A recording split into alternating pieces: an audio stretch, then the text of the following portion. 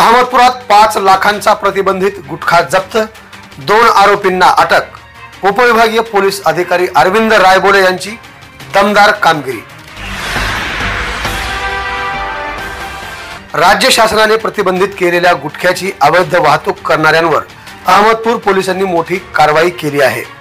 उपविभागीय पोलीस अधिकारी अरविंद रायबोले यांच्या नेतृत्वाखालील पथकाने गुप्त माहितीच्या आधारे सापळा रचून अंदाजे 5,03,000 रुपये किमतीचा प्रतिबंधित गुटखा जप्त केला आहे।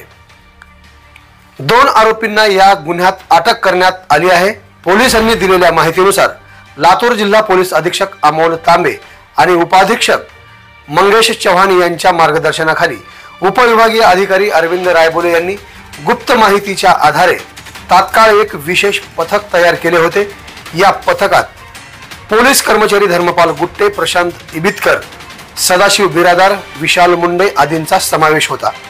14 ऑक्टोबर रोजी मध्यरात्री भाग्यनगर अहमदपूर येथील काझीनगर पाटीजवळ या पथकाने सापळा रचला।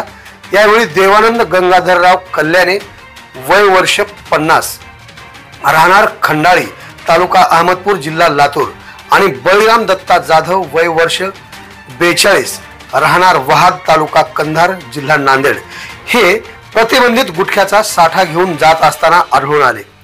पोलिसांनी केलेल्या झडतीमध्ये प्रतिबंधित अन्न पदार्थांचा गुटखा, रोख रक्कम, वाहतुकीसाठी वापरलेले वाहन आणि मोबाईल असा एकूण अंदाजे 5,03,000 रुपये किमतीचा मुद्देमाल जप्त करण्यात आला आहे।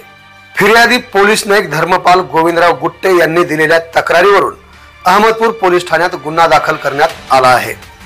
सदरील आरोपी विरुद्ध पोलीस स्टेशन अहमदपूर येथे गुन्हा रजिस्टर नंबर 677/2025 अन्वये भारतीय न्याय संहिता कलम 223, 274, 275, 123 आणि सहकलम 3-5 अंतर्गत गुन्हा दाखल करण्यात आला असून पुढील तपास पोलीस निरीक्षक विनोद मेहत्रेवाड यांच्या मार्गदर्शनाखाली महिला पोलीस उपनिरीक्षक स्मिता जाधव यांच्याकडे देण्यात आला आहे।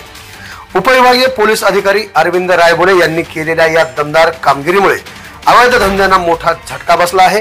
या यशस्वी कारवाईबद्दल लातूर जिल्हा पोलीस दलाकडून पथकाचे अभिनंदन करण्यात येत आहे। आवाज बहुजनांचा।